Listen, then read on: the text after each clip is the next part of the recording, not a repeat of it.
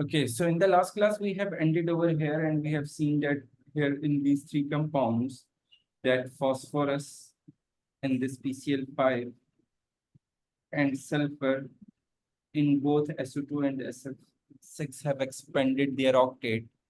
And what does it mean? That they have a more than 8 electrons in their valence shell. If you see that phosphorus has 10 electrons in its valence shell and sulfur has 10 electrons over here in this valence shell, and this sulfur has 12 electrons in its valence shell, right? So now we are going to discuss Yes, why this happened. It is because if you see phosphorus and sulfur, let me open the periodic table. Uh, so if you see here, we have a phosphorus and sulfur. They both are in the present in the third period, right? third period. So Yes, if sir. we have a third shell, and in third shell, there is a S subshell, there is a P subshell, and there is a 3D subshell, right? Yes, sir. So for phosphorus and sulfur, if you see, phosphorus is 3s2 and 3p3, and sulfur is 3s2, 3p4, and in both the phosphorus and sulfur, the d orbital is there, but it is completely vacant. Is this understandable? Yes, sir. Okay, so that is the reason. If you see sulfur, oh sorry, first let's have a look at phosphorus, that you can easily see that the electronic configuration is this. And if I fill the atomic orbitals of phosphorus, so the electrons get filled till 3p and 3d is a whole vacant. That's what its ground state. And in its ground state, if you see, there are 3 electrons of phosphorus which all are unpaired, right? There are 3 Yes, sir. valence electrons out of 5 which are unpaired. So it means in this case, when the phosphorus has this state, then phosphorus can form only 3 bonds. Like phosphorus can form a compound like PH3 or PCl3. Okay. But when this electron get excited and gains the energy and jumps to this higher 3D orbital, now we have this state of phosphorus. That's what we call excited state. And in this excited state, if you see, phosphorus has a 5 unpaired electrons, right? Yes, sir. So that's why phosphorus can create 5 bonds and make a compound like PCl5. And in this case, its electronic configuration is going to be like this. Is this clear? Yes, sir. Okay. Now, if we talk about nitrogen atom, if you look in the periodic table, nitrogen is just above phosphorus. So it's in period 2, right? Yes, sir. So it is going to be 2s2 and 2p3. Do second shell have to D subshell? No. No. So it means that there is no this kind of a vacant subshell present in nitrogen, because it has a second shell as its valence shell. So it lacks D subshell, and nitrogen cannot form compound like NCl5 as phosphorus from PCl5. So electrons in nitrogen cannot be excited. Nitrogen stays in its ground state. Is this clear? Yes, sir. If you have any query, any question, or any confusion uh, over here, please ask. No, sir.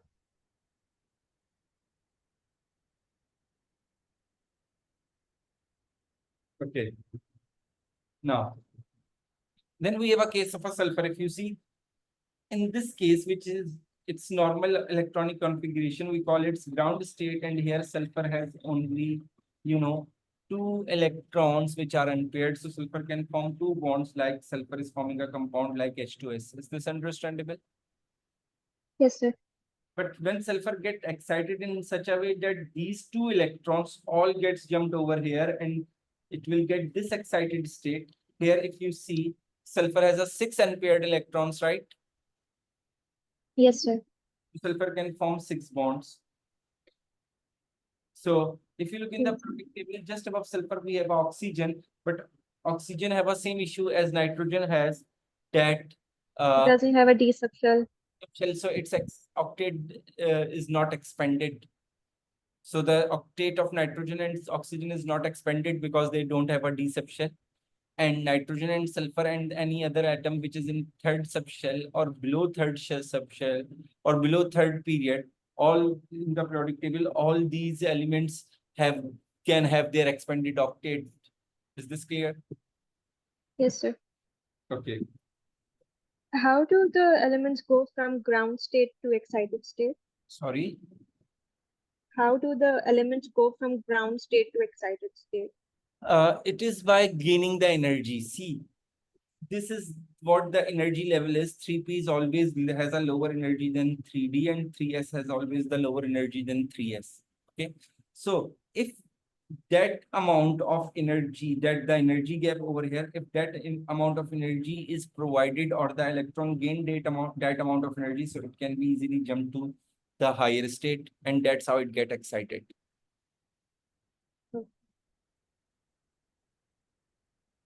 Okay. Now next we have a coordinate covalent bond or a dative bond. So we can say that it is a type of a covalent bond, okay, in which a pair of electron is shared by one atom only. So normally in a covalent bond, what is happening if there are two atoms A and B, they are getting covalently bonded. So what they do, A share one electron and B share one electron, and as a result, a pair of electron can be shared. And in that pair, each one electron is shared by both the atoms, right? Both the atoms share their one of the electron to make the pair, right? Yes, sir. Okay. So, but in dative bond, only one atom actually share a pair of electrons. So it means if A and B are going to bond, and if A is sharing the pair or B is sharing the pair, then this bond covalent type of a covalent bond is called coordinate covalent bond or a dative bond. Is this understandable? What do you mean by only one is shared? Could you See, give an example? yeah, I am going to give you the example. For example, have a look over here. For example, if you look at chlorine, chlorine has 7 electrons in its outermost shell, right? Yes, sir. I'm just giving you the example, and here I have a hydrogen. Hydrogen has 1 electron in its outermost shell, Yes, right? sir. So when chlorine and hydrogen gets bond, what will happen? Hydrogen share its 1 electron and chlorine share its 1 electron to make the shared pair. So this shared pair over here is made by both the atoms because both the atoms are sharing 1 electron. Yes, sir. Is this clear? Yes. That is what a simple covalent bond is. Now, Yes. have a look over here. If I talk about ammonia, okay, just leave ammonia for time being. We got this HCl. Okay. Now tell me, do chlorine can accept electron right now? For example, think. Can chlorine, if you see the octet of chlorine is completed, right? Yes. Okay. Now, if you see, for example, here I have a hydrogen ion. Do hydrogen ion have any electron? No. No. So if hydrogen and chlorine are going to make a bond, they are going to make a covalent bond. But this hydrogen doesn't have any electron, and chlorine have all 4 pairs, right? Yes. So it means if you see, chlorine doesn't have any unpaired electron to share, right? Yes. And hydrogen ion doesn't have any other electron to share with the chlorine as well. Yes. So what will happen that this chlorine will share this whole pair with the hydrogen ion. As a result, this whole become the positively charged ion. So see here, this pair is shared by only one atom. Yes. So that is called dative bond or coordinate covalent bond. When the covalent bond is formed, and in that covalent bond, only one atom shared the whole pair of electron like chlorine did in the second example. That is called dative bond, and that one is called covalent bond because both the atoms are sharing one electron. Yes. Is it clear now? Yes, sir. If still you have any confusion, please ask. They're not giving away the electron, they're sharing it. It Yeah, won't they be are ionic sharing it. bonding, but it's still covalent bonding because they're sharing it. Yeah, they are sharing it like a covalent bonding, but the only difference is that in covalent bonding, both the atoms contributing their electron to make the pair. Yes. But in dative bonding, only one electron contribute its two, or sorry, one atom contribute its two electron to make the pair, to make the shared pair. Okay. Understandable? Yes, sir. Okay. Now, the atom which share a pair of electron is called donor. So in the second example which I have gave you, the chlorine which is sharing the pair, this chlorine is a donor. It's the donor. And Yes. this hydrogen ion which accepts that pair of electron is the acceptor. Okay. Is this clear? In this Yes, case, sir. neither hydrogen nor chlorine is donor or acceptor, okay? But Yes. over here, when this is the case, then this chlorine becomes donor and this hydrogen become acceptor. Is this understandable? Yes, sir. And see, as I see that there is both the electrons between the two atoms has the same shape, are both dots, so it clearly indicates me or clearly helps me to identify it is a dative bond, because if both the electrons have a same shape, it means that both the electrons are actually shared by one atom only.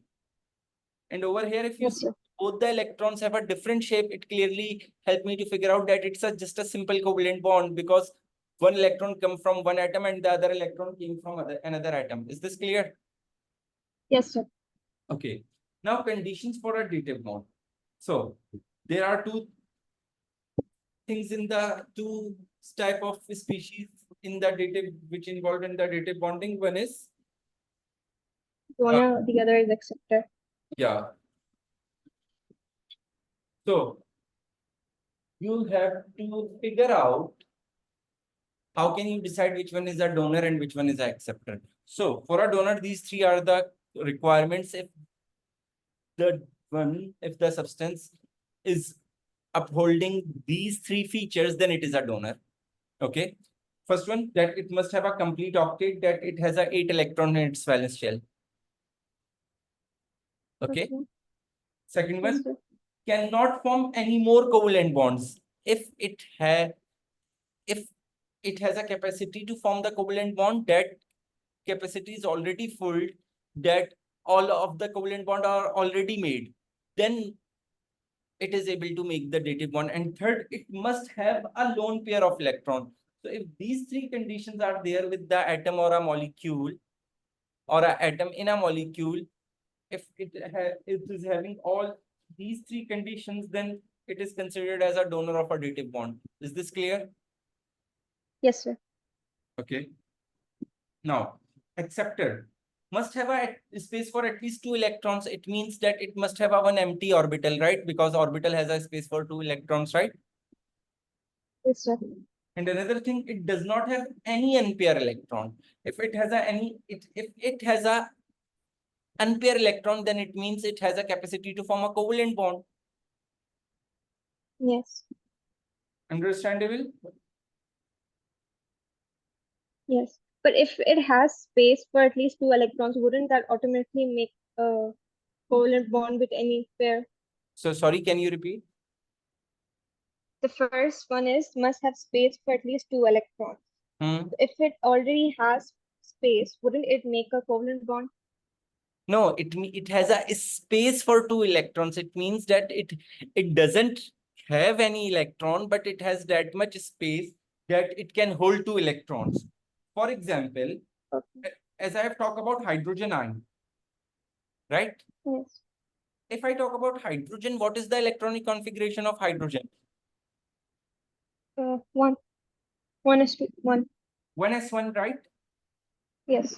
What is the electronic configuration of hydrogen ion? 0. 1 is 0. 1 is 0. Yes. So in its s subshell, there is 1 electron, right? Yes. S orbital. But in its s orbital, it's empty. Right? Okay. Yes. So see, it has a space for 2 electrons, isn't it? Yes, sir. So how can it make a how can a hydrogen ion can make a covalent bond? Can hydrogen ion make a covalent bond now? No. No. But if I talk about this one, can this one make a covalent bond? Yes. Yes, because it has an unpaired electron, right? Yes. So see, for acceptor, there is a condition that it does not have any unpaired electron. If it has an unpaired electron, so it will first make the covalent bond from that unpaired electron. Yes. Now, is it understandable? Yes, sir. Okay. If you still have any query or any question, please ask. No. Okay. Yeah. Okay. Now, if you will see the examples, then I think it will get more clearer. Let's see. Let's talk about ammonium ion. And that's why I doesn't discuss ammonia initially. So see how ammonium ion is made. When ammonia gas and hydrogen ion interacted, they got together and form ammonium ion. Is this understandable? Yes, sir.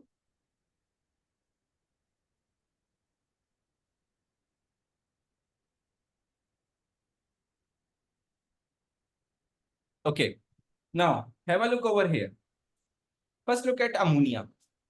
If you see, ammonia is NH3, right? Yes. Nitrogen is in group 15 or group 5. So it has a 5 valence electron. So see, 1, 2, 3, 4, 5. Out of 5, it shared 3 of its electron with the 3 hydrogen atoms. And as a result, if you see, the duplet of hydrogen is completed and the octet of nitrogen is also completed, right? Yes. Okay, now if you look at nitrogen, and you will see the conditions for an atom to be a donor, that it must have an octet. So nitrogen has an octet. Yes.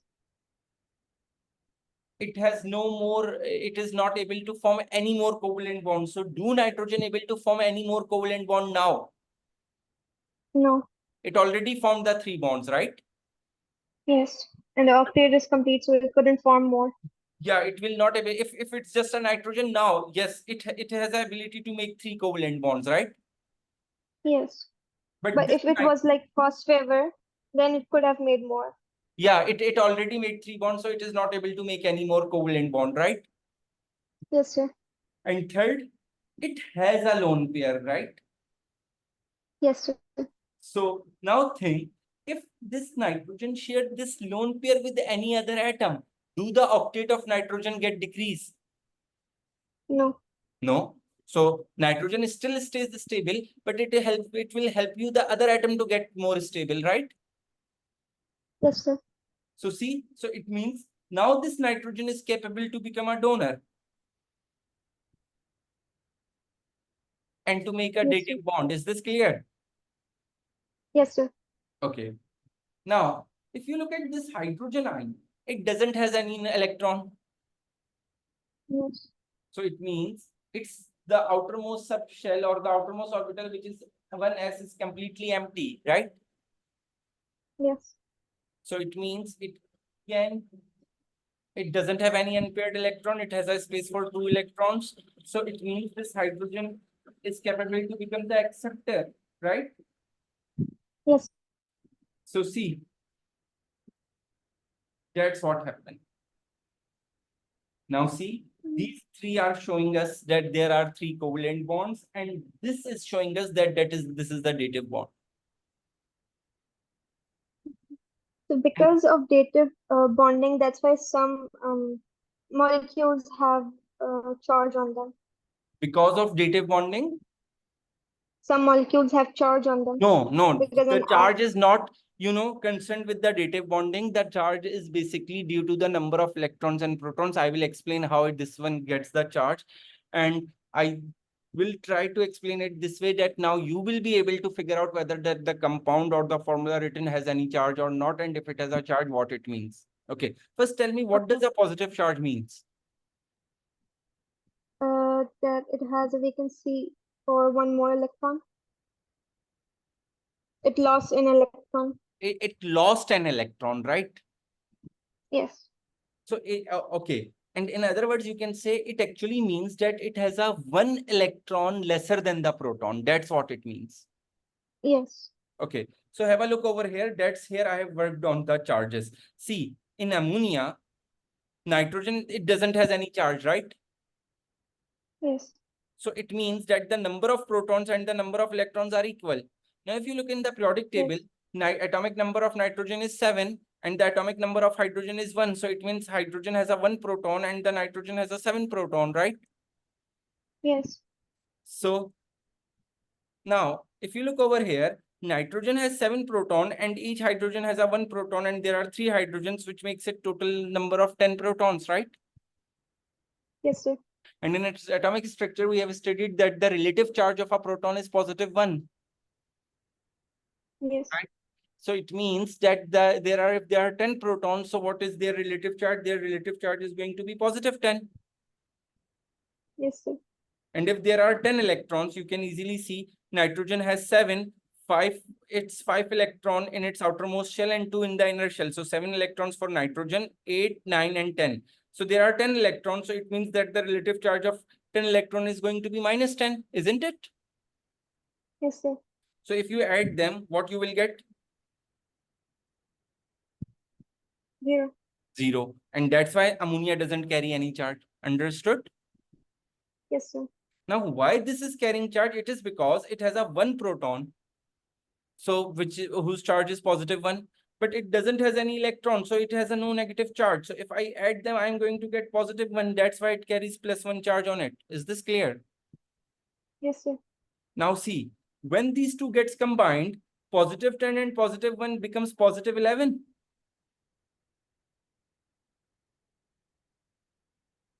Right? Yes, sir. And Yes, sir. negative 10 and 0 becomes negative 10. Yes, sir. So if I add them, what I will get? Positive 1. That's why it carries positive 1 charge. So for example, if this atom doesn't have any charge, then this hole doesn't have any charge. Yes, sir. Understandable? Yes. And for a dative bond, we always use not a single dash line, but a arrowhead dash line, where the tail starts or originates from the donor and the head of that arrow point towards the acceptor. Is this clear? Yes, sir. Okay. Now, shall I give you one example to have a try to make these diagram and make a dative bond from that? Yes. Yes, sir. Okay. So here you have an example, hydronium, and it will be made by this way. Okay. Yes, sir.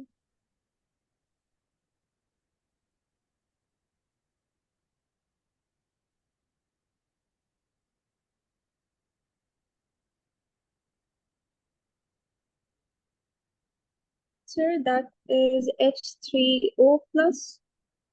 That's not a C. In the equation on the So product sorry, can side. you repeat? In the equation on the product side, it is H3O plus, right? Not a Yeah. C. Yeah, it's H3O plus.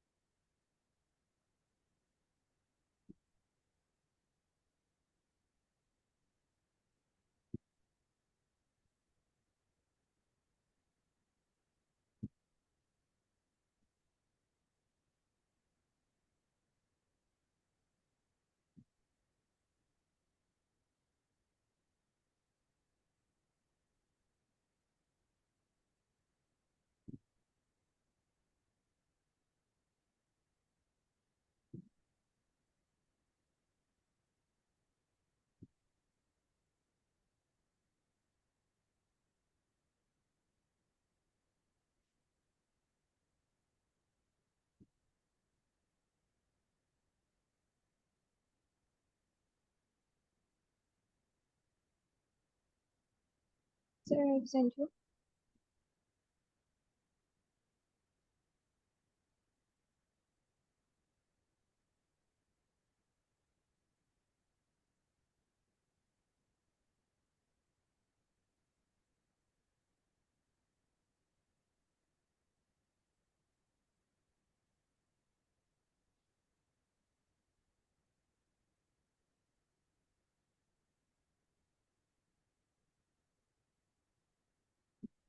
Sir, I've sent you the picture.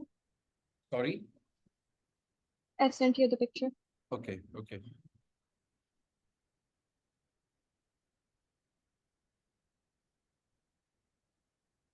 Very good. You see here, I have also worked on the charges as well.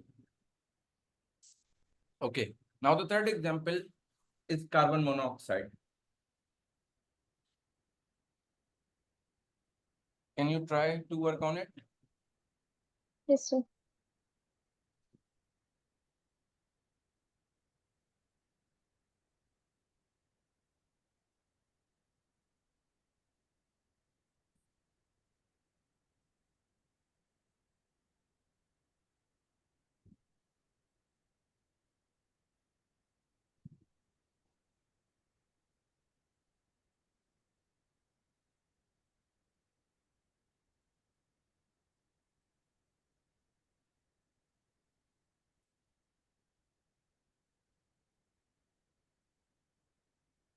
So how would the equation be formed?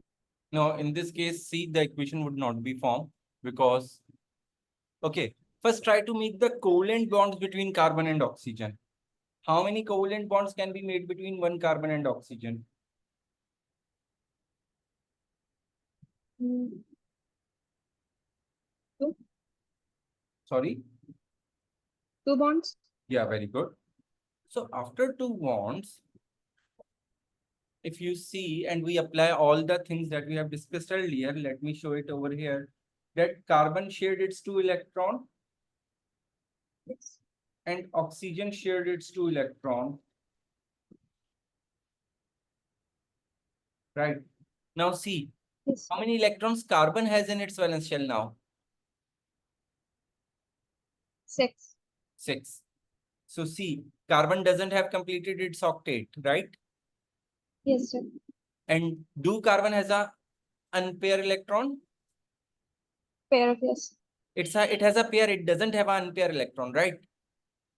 Yes. So it means now carbon has a capability to become an acceptor. Yes. And if you see oxygen, that oxygen has completed its octet. Yes.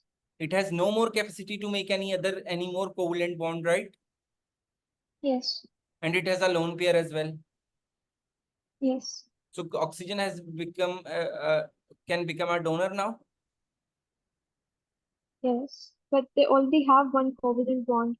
So they can make a dative bond as well. Yeah, so they have a covalent bond. So what oxygen will do? Oxygen shared a pair of electron to make a third bond, which is a dative bond between the two atoms. Like this, if you see.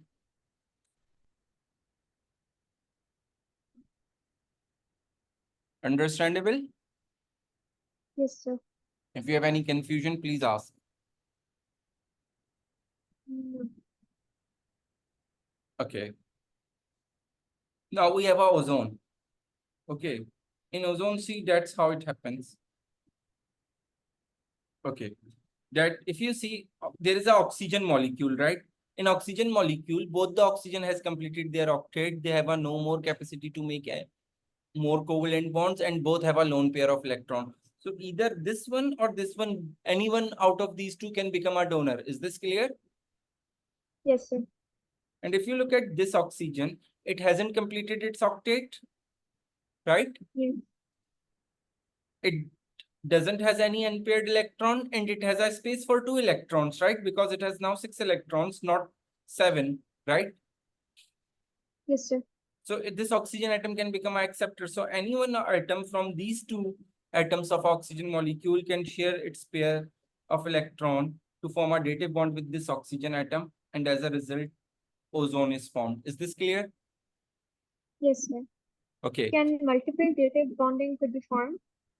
Yeah, Yeah, only in some cases there are two dative bonds or more than two dative bonds are also observed in a one molecule. Okay. okay. Okay. Now it's your task. Here it is an equation. First, try to make the dot and cross of this one and this one. Then you are able to figure out which one can act as a donor and which one can act as an acceptor, and then make a dative bond.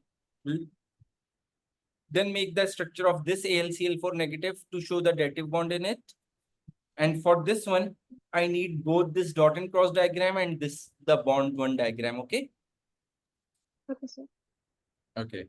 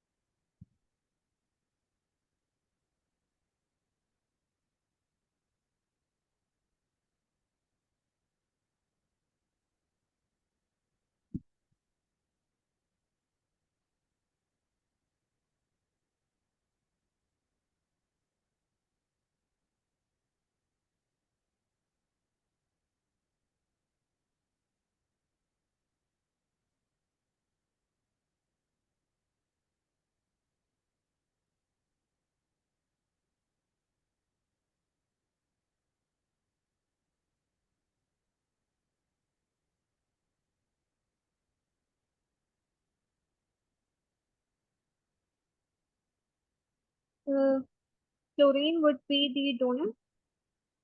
Sorry. Chlorine would be the donor Okay. because it Okay. has, Okay. There is a one correction. You are right, but it's Cl negative, right? yes, So you chlorine always, ion would be the donor. yeah, or you ask it's chloride.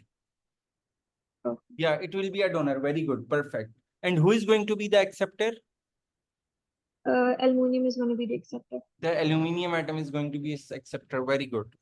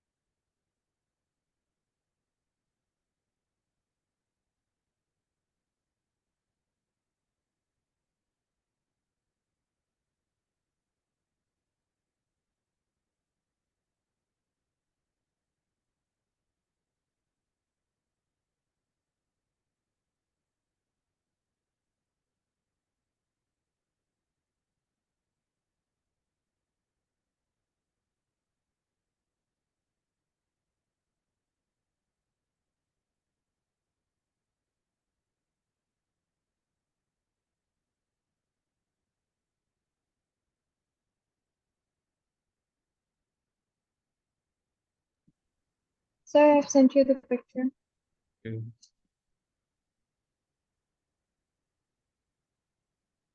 So have a look over here. It's downloading.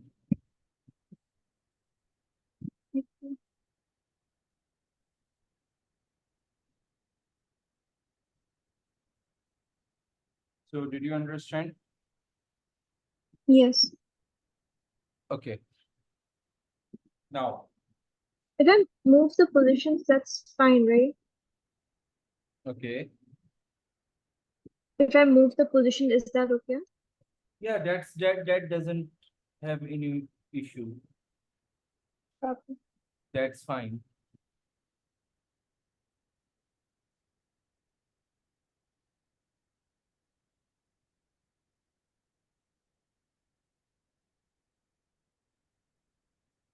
Okay. Now we have this one. See, there are two aluminum chloride units.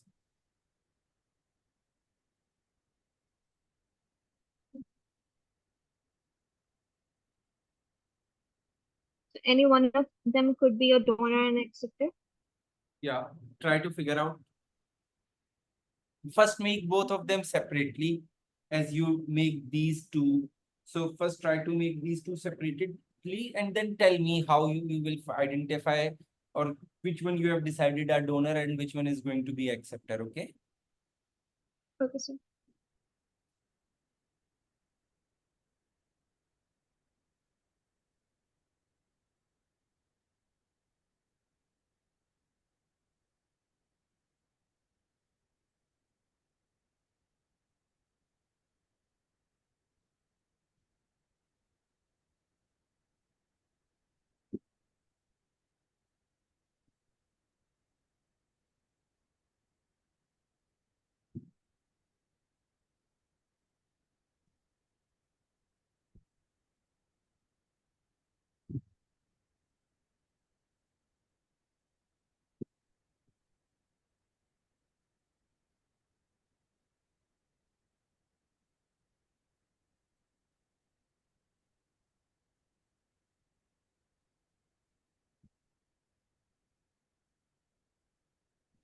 Sir, Yeah. Yes, Alishma. I made them separately, so from any one of them, aluminum would be the acceptor, Okay. and the chloride from another one would be the donor. Okay. But if you are saying any one aluminum would be acceptor, why not the other aluminum also would be acceptor? That could be too, because both of them have the same formula. They have the Yeah. same. So it Uh, means that both the aluminum would be the acceptors. So it's the example for the question you have asked. double dative bonding. Yeah, more than one dative bonds. Okay. So try to make it on your own. Then we will discuss. I will see whether you will make it correctly or not.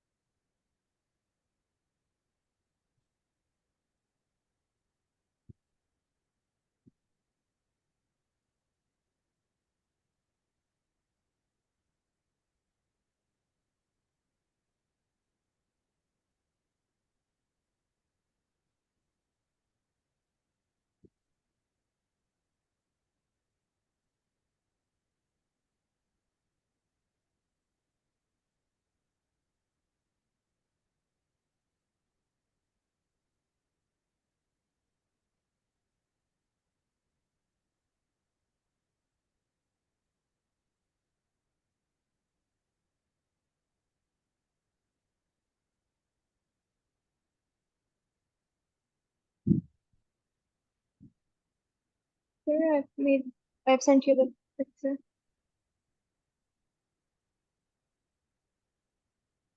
Yes, very good. So see, in this case, That's correct. yeah, that's correct. See over here. So in this case, both the aluminum can be are accepted actually. So the chlorine from the first molecule share its lone pair with the aluminum of the second molecule, and the chlorine of the second molecule will share its lone pair with the aluminum of the first molecule, and as a result, here you will see the two dative bonds. Is this understandable? Yes, sir. Okay. Now from this, examiner can ask two questions. Sometimes examiner asks you to draw the dot and cross diagram of Al2Cl6, and in this case you have to draw this one. Okay.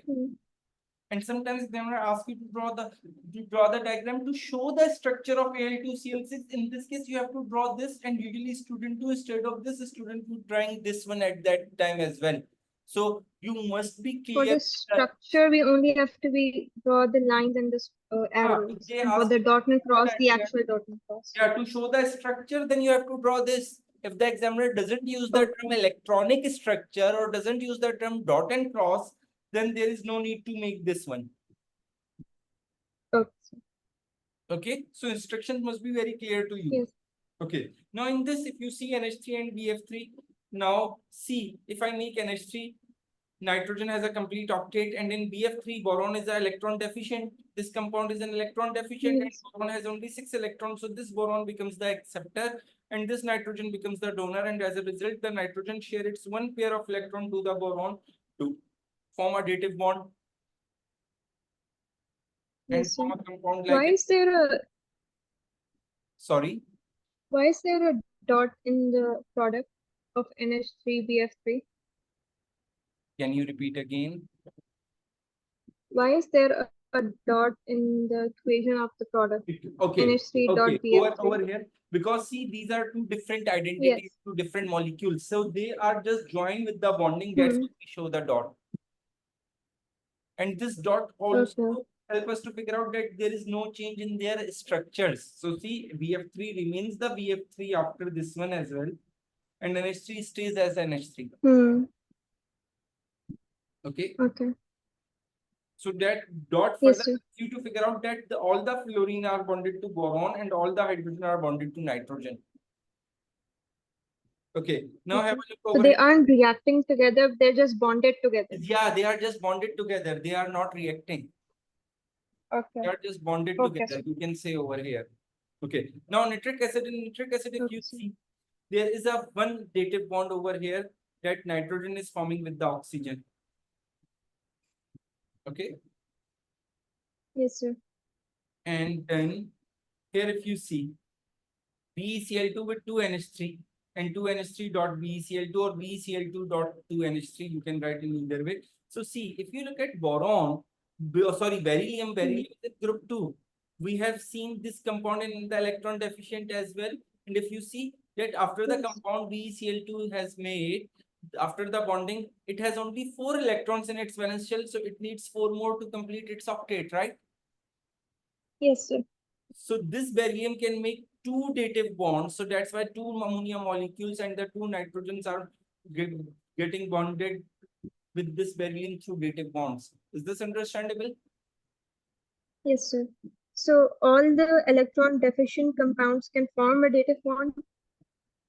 The electron deficient compounds can form the dative bond, and the central atom, which is electron deficient, usually become the acceptor in that case. Okay, sir. Okay. Yes, sir. Now, can you think of this? Name a compound which has all 3 types of bonding in it. That is ionic bonding, covalent bonding, and dative bonding.